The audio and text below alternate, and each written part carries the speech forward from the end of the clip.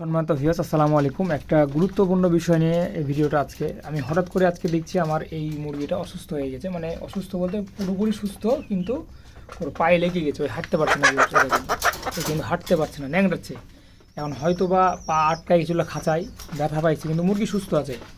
আমি এখন রাত্রি 12টা বাজে, আমি জাস্ট ঘুমায় যাব, আমি দেখছি মুরগিটা অসুস্থ।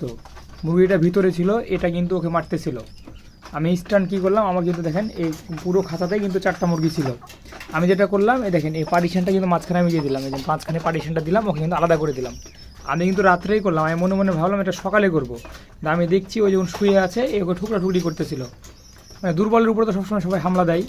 আমি ওকে কী করলাম, ওকে খাবার পানি আলাদা করে এখন ইনস্ট্যান্ট দিলাম। এখন কিন্তু রাত্রি 12টা বাজে।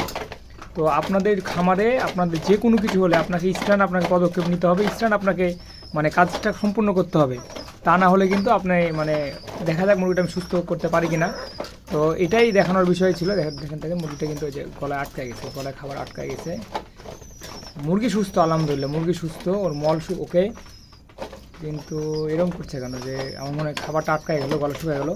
পানি দিছি আর এদেরকে আলাদা করে দিই। এই যে এটা আসছে, এটা কিন্তু খুব খারাপ লক্ষণ। এই যে যে হা করতেছে, এটা কিন্তু খুব খারাপ লক্ষণ, এটা ভাইরাসের লক্ষণ।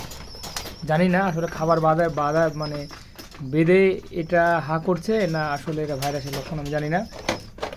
কালকে সকালে এটা বুঝতে পারবো। তাই ভাবলাম ভিডিওটা আপনাদের সাথে শেয়ার করি। ভিডিওটা আমি আপনাদেরকে সঙ্গে সঙ্গে শেয়ার করলাম। আমি কিন্তু দেরি করলাম না, রাত্রি 12টা বাজে। এখন জানি না কী অবস্থা। তো সবাই ভালো থাকবেন, সুস্থ থাকবেন, নিরাপদে থাকবেন। আসসালামু আলাইকুম ওয়া রাহমাতুল্লাহ।